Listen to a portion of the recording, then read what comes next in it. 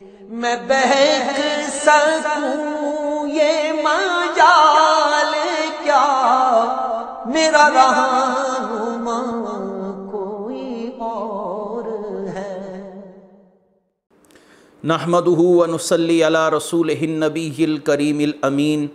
اما بعد فاعوذ باللہ السمیع العلیم من الشیطان الرجیم، بسم اللہ الرحمن الرحیم۔ قال اللہ تبارک و تعالی فی القرآن الحکیم، ان اللہ وملائکتہ یصلون علی النبی یا ایہا الذین آمنوا صلوا علیہ وسلموا تسلیما۔ الصلاۃ والسلام علیک یا رسول اللہ وعلی آلک واصحابک یا نبی اللہ۔ اللہ تعالیٰ کی حمد و ثنا، نبی دو عالم، وجہ تخلیق کائنات حضرت محمد مصطفیٰ صلی اللہ علیہ وسلم اور آپ کے جمیع آل و اصحاب کی بارگاہ ناز میں انتہائی تعظیم و تکریم کے ساتھ درود و سلام کے نذرانوں کے بعد، میرے لیے انتہائی عزت اور احترام کے لائق سامعین ذی وقار، میرے دینی اور یقینی دوستو، بزرگوں اور بھائیوں، بحمدہ تعالیٰ قرآن کریم فرقان حمید کی تفسیر کے حوالے سے ہمارا تفسیری سلسلہ بنام اعجاز القرآن جاری ہے، اور آج انشاءاللہ العزیز سورہ الاعراف کے 12ویں رکوع کی تفسیر اور 9ویں سپارے کے دوسرے رکوع کی تفسیر آپ کی خدمت میں پیش کی جائے گی، اور انشاءاللہ العزیز اس کے بعد سورہ الاعراف کی آخری جو آیات ہیں اس کی طرف ہم جا رہے ہیں، اور اس کے بعد انشاءاللہ العزیز سورہ انفال کی ابتدا ہو جائے گی، اور اللہ تعالیٰ کے فضل و کرم سے ہم بڑی صورتیں جن میں سورہ البقرہ،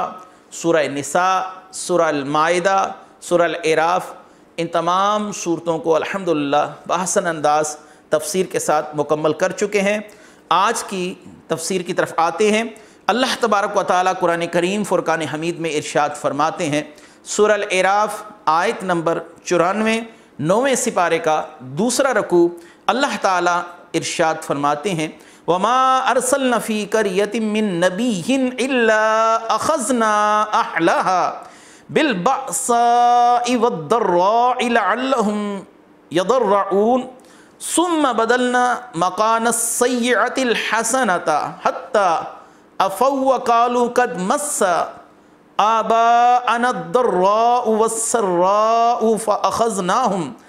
بغتة وهم لا يشعرون۔ اور ہم نے کسی بستی میں کوئی نبی نہ بھیجا مگر ہم نے اس کے رہنے والوں کو سختی اور تکلیف میں پکڑا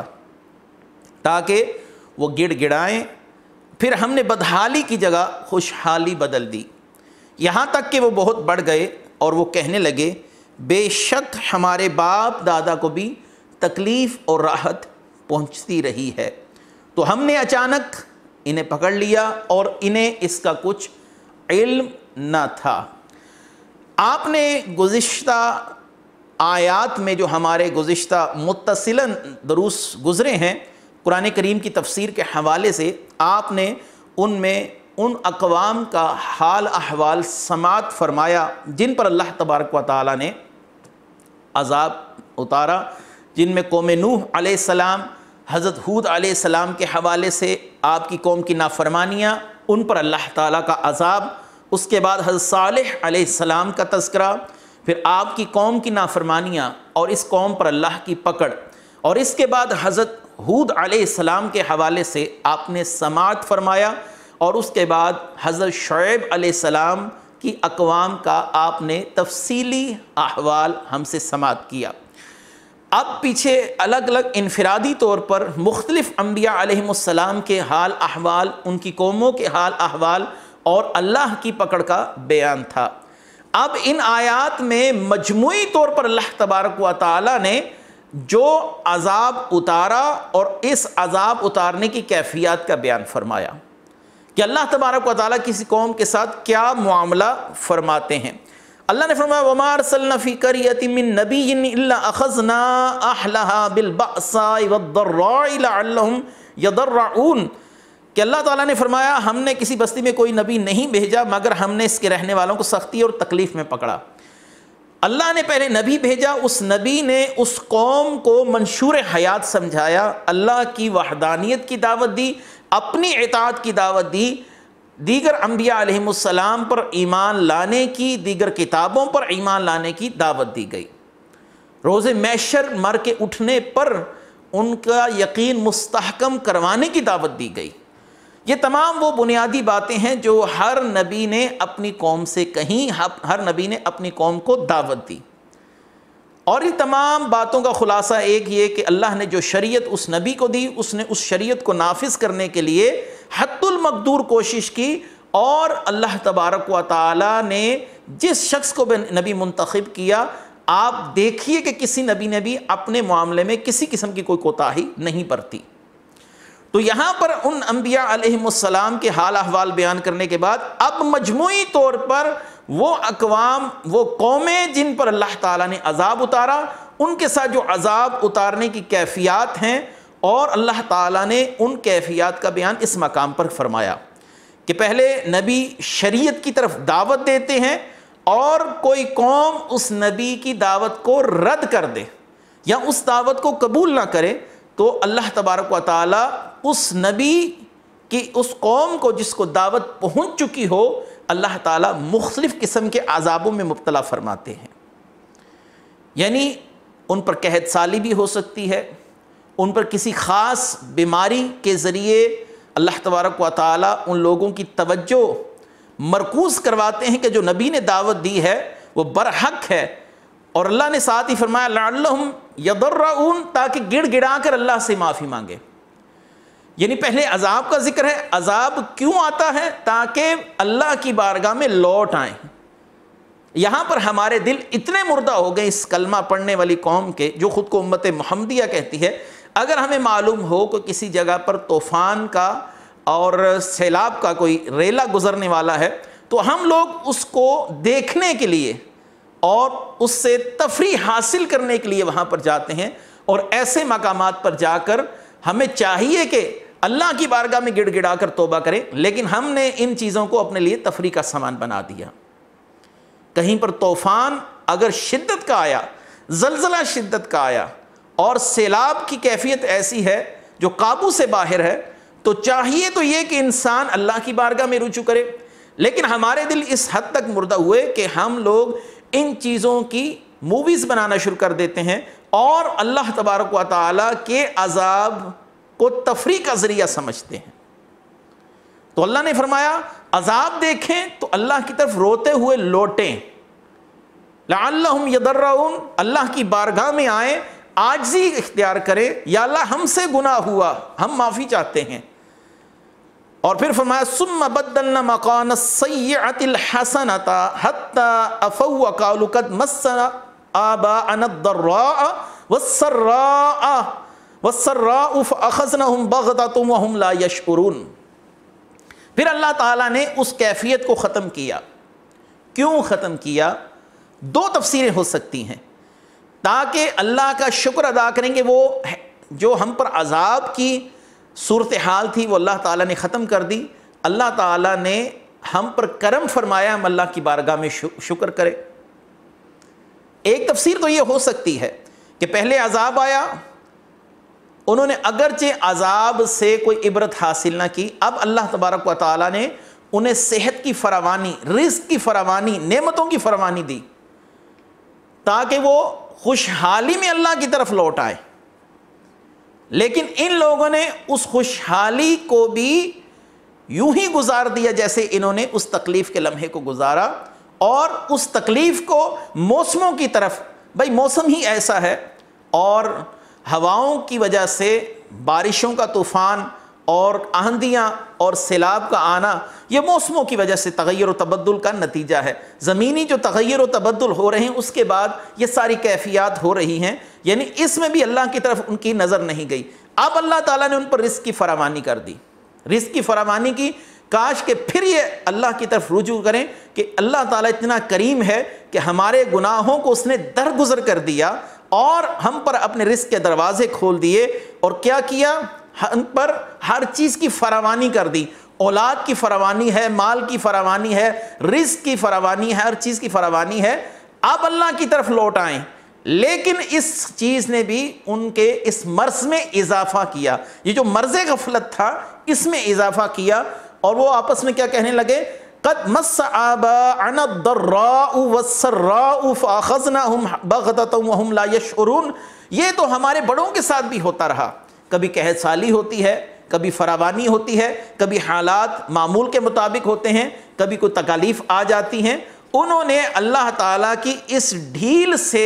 غلط فائدہ اٹھایا، اللہ تبارک و تعالیٰ نے ان لوگوں کو ڈھیل دی۔ اللہ تعالیٰ نے سورہ الانعام میں آیت نمبر 44 میں بھی اسی کیفیت کا بیان فرمایا۔ اللہ تعالیٰ نے فرمایا فَلَمَّا نَسُوا مَا ذُكِّرُوا بِهِ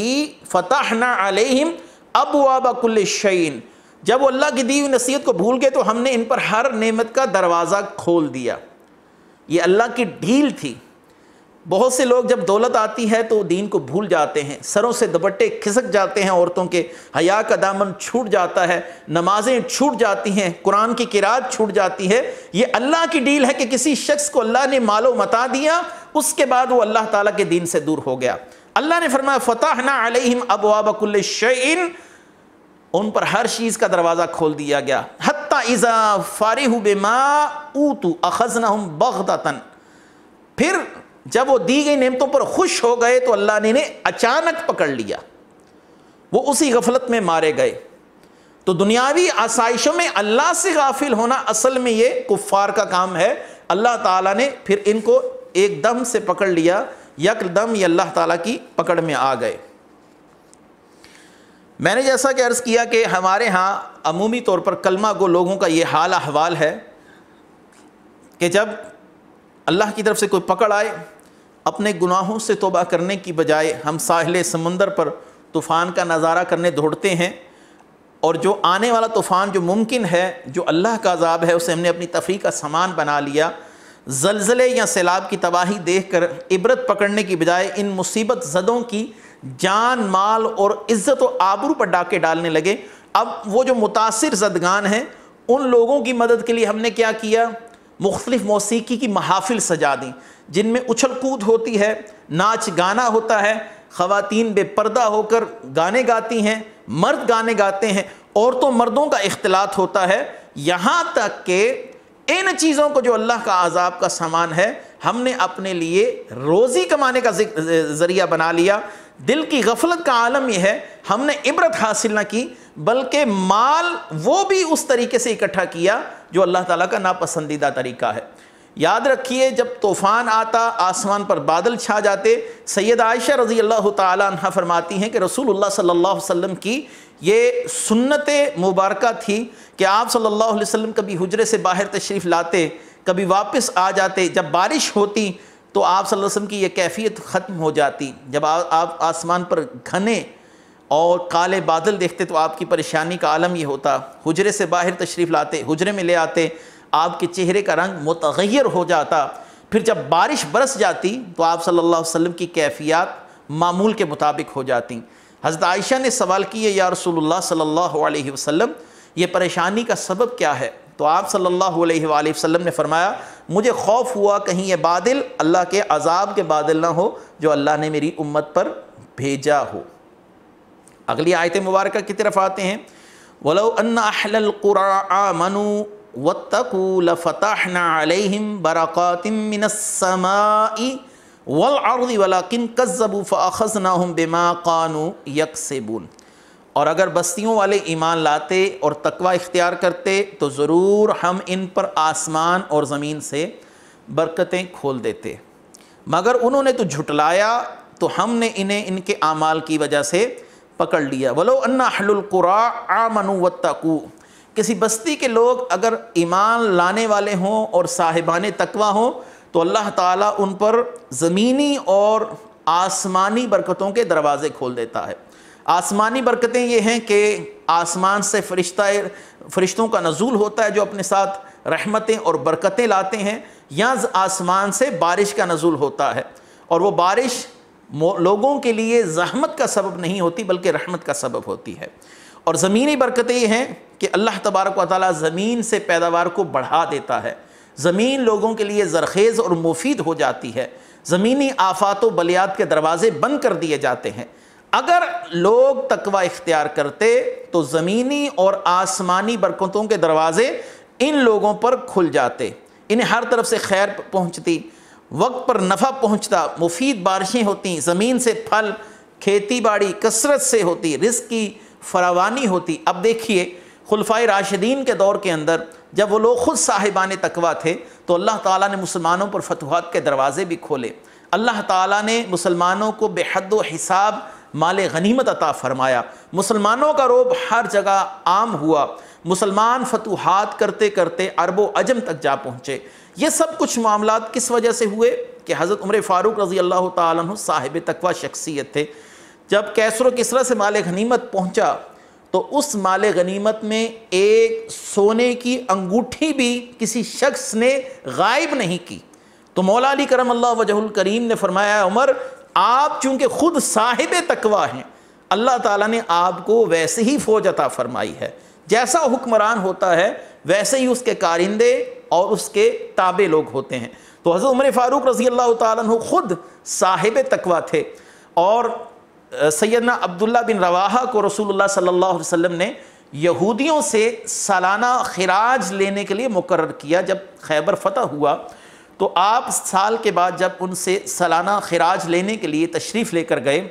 تو یہودیوں نے عبداللہ بن رواحہ رضی اللہ تعالیٰ عنہ کو خریدنا چاہا اور کہا کہ ہم یہ چاہتے ہیں کہ جو پیداوار ہمیں آئی اس پیداوار کا کم حصہ رسول اللہ کو بتایا جائے، اس کے عوض آپ ہم سے کچھ معقول رقم لے سکتے ہیں کہ رسول اللہ صلی اللہ علیہ وسلم کو صحیح معلومات نہ دی جائے۔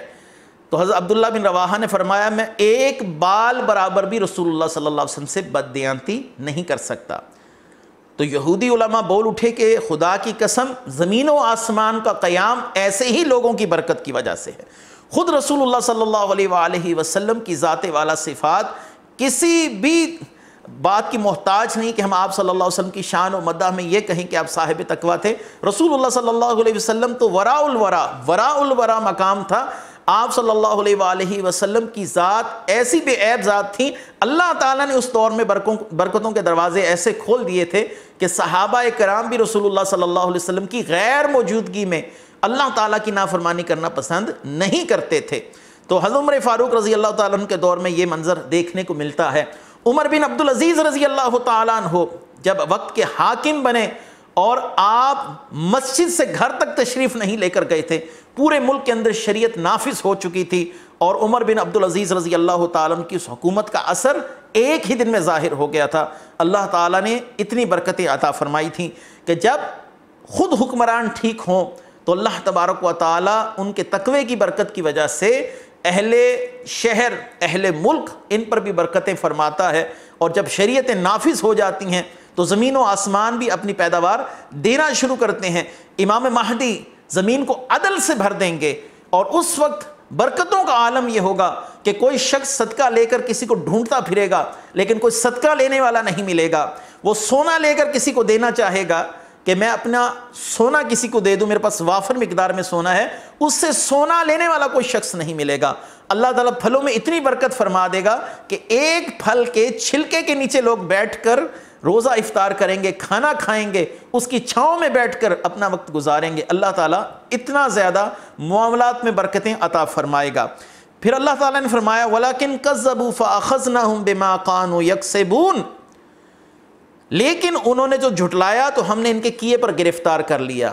یہ کیے پر گرفتار کیا، مختلف بیماریاں ظاہر ہو گئیں، مالی طور پر بے برکتی کا سامنا ہوا۔ ہر انسان اس بات کا رونا رو رہا ہے کہ میرے آج مال کا معاملہ پورا نہیں ہوتا، گھر کے اخراجات پورے نہیں ہوتے، کبھی کسی بیماری میں گھر کا کوئی فرد مبتلا ہے، کبھی مالی طور پر تنگ دستی کا سامنا ہے، کبھی حکومتی طور پر کسی پریشانی کا سامنا ہے۔ یہ سب معاملات ہمارے اپنے گناہوں کے سبب ہیں۔ اللہ تعالیٰ نے قرآن میں ایک جگہ پر فرمایا وَمَا أَصَابَكُم مِّن مُّصِيبَةٍ فَبِمَا كَسَبَتْ أَيْدِيكُمْ، تمہیں جو مصیبت پہنچتی ہے اپنے ہاتھوں کی پہنچتی ہے، اللہ کسی کے ساتھ کوئی ظلم والا معاملہ نہیں فرماتا۔ آگے فرمایا أَفَأَمِنَ أَهْلُ الْقُرَىٰ أَن يَأْتِيَهُمْ بَعْسُنَا بَيَاتًا وَهُمْ نَاعِمُونَ أَوَأَمِنَ أَهْلُ الْقُرَىٰ أَن يَأْتِيَهُمْ بَعْسُنَا ضُحًى وَهُمْ يَلْعَبُونَ، کیا بستیوں والے اس بات سے بے خوف ہو گئے کہ ان پر ہمارا عذاب رات کو آئے جب وہ سو رہے ہوں، یا بستیوں والے اس بات سے بے خوف ہیں کہ ان پر ہمارا عذاب دن کے وقت آ جائے جب وہ کھیل میں پڑے ہوں۔ یہاں بستی والوں سے مراد مکہ لیا گیا، اور بعضوں نے اس آیت کو عام رکھا ہے، یعنی یہ ہر اس شخص، ہر اس قوم، ہر اس بستی کے لیے ہے جو اہل غفلت ہیں۔ بہرحال آیات کا نزول اگرچہ کسی خاص قوم کے لیے بھی ہوا ہو، لیکن اس کے الفاظ کے عموم تمام اقوام کو اپنے اندر شامل کریں گے، تمام بستیوں کو اپنے اندر شامل کریں گے، تمام اہل غفلت کے لیے وہی حکم ہوگا جو اللہ نے اس بستی کے اہل غفلت کے لیے فرمایا۔ تو اللہ تعالیٰ نے فرمایا کہ جب یہ لوگ غفلت میں پڑے ہوں گے، ان کے وہم و گمان میں بھی نہیں ہوگا، ان پر عذاب آئے گا۔ عمومی طور پر انسان جب سو رہا ہو تو غفلت میں ہوتا ہے، یا دن کا وسط ہو جب وہ اپنے معمولات زندگی میں خوب مشغول ہو گیا ہو، اللہ تعالیٰ نے فرمایا تم پر عذاب اس وقت بھی آ سکتا ہے جب تم غفلت کے عالم میں ہو۔ بستیوں والے نہیں ڈرتے ہم ان پر عذاب دن چڑھے بھیجیں یا جب وہ کھیل رہے ہوں، یہ اصل میں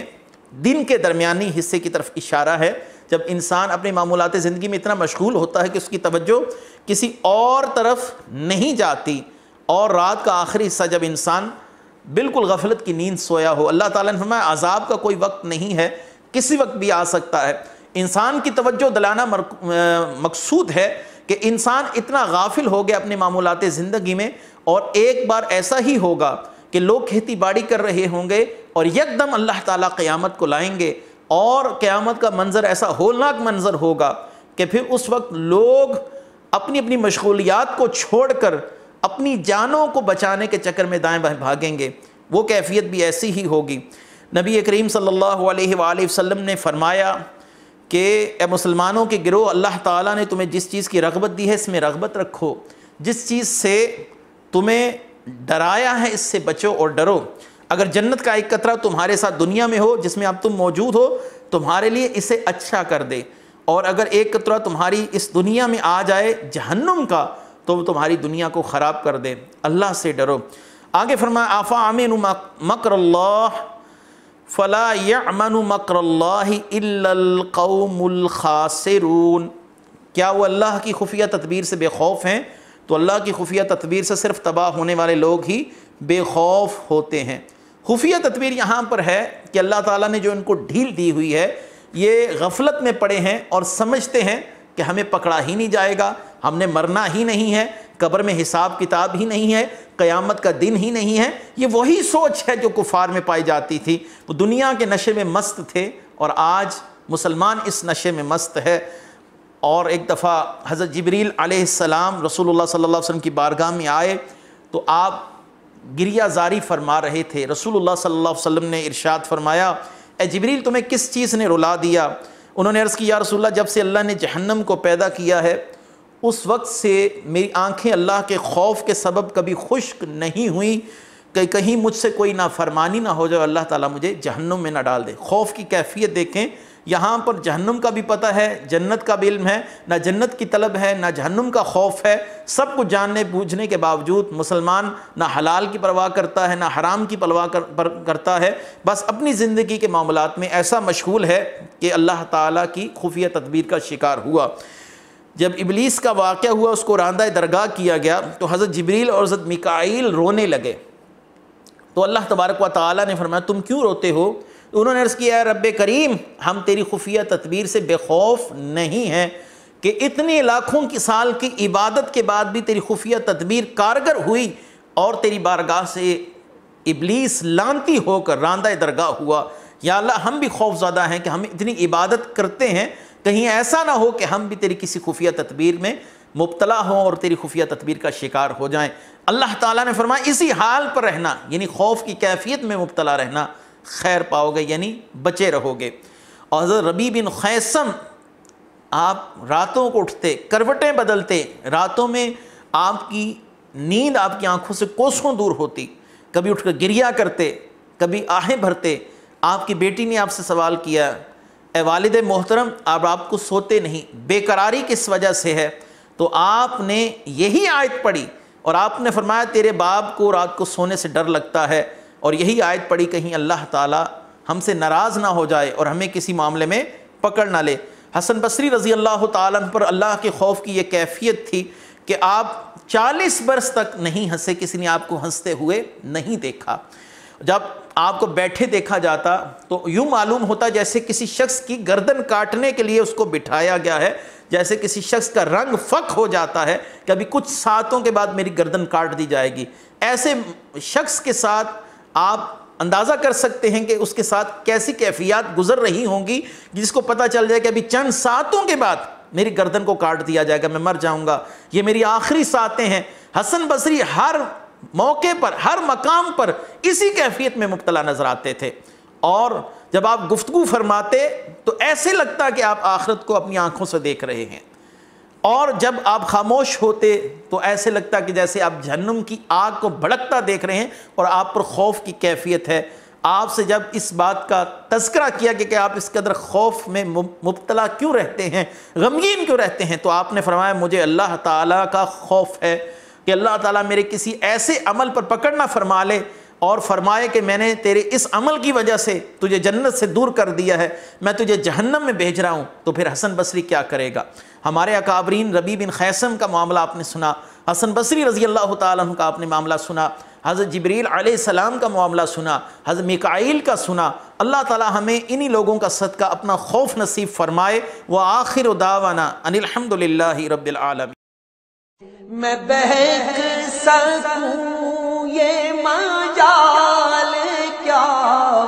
میرا رہا